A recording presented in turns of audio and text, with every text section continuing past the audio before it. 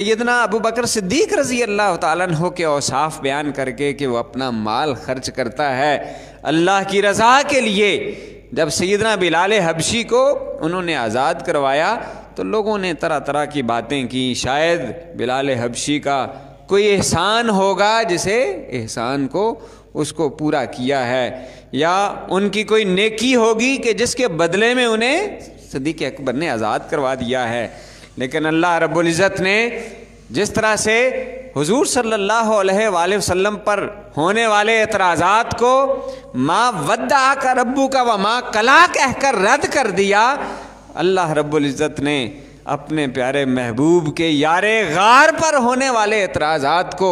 یہ کہہ کر رد کر دیا، وَمَا لِأَحَدٍ عِندَهُ مِن نِعْمَةٍ تُجْزَىٰ، ارے اس پر کوئی کسی کا احسان نہیں تھا کہ جس کا انہوں نے بدلہ چکایا ہو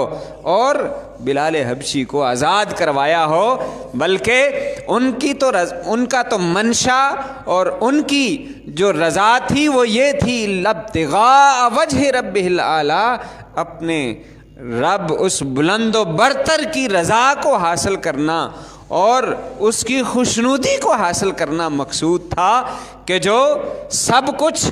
اپنے آپ کو بھی، اپنے گھر بار کو بھی، اپنے اہل و عیال کو بھی وہ اپنے مال کی کیا حیثیت اور قدر سمجھتے ہیں، حضور نبی پاک صلی اللہ علیہ وآلہ وسلم کے قدموں میں سارا کا سارا گھر سمیٹ کر نچھاور کرنے والی ذات اور ہستی کے بارے میں تم خیال کرتے ہو کہ شاید ان کا کوئی اپنا ذاتی فائدہ تھا کہ جس کی بنا پر انہوں نے یہ کام کیا، نیکی کا یہ عمل حضرت سیدنا ابو بکر صدیق رضی اللہ تعالیٰ عنہ نے صرف اور صرف اللہ کی رضا کی خاطر کیا، تو ساتھ مہر تصدیق اس طرح سے بھی ثبت کر دی وَلَا سَوْفَ يَرْضَىٰ، یعنی حضور نبی پاک صلی اللہ علیہ وآلہ وسلم کے لیے فرمایا وَلَا سَوْفَ يُؤْتِكَ رَبُّكَ فَتَرْضَىٰ، اے پیارے حبیب تو راضی ہو جائے گا،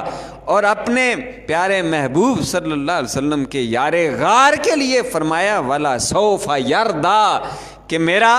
یہ محبوب کا محبوب ہے،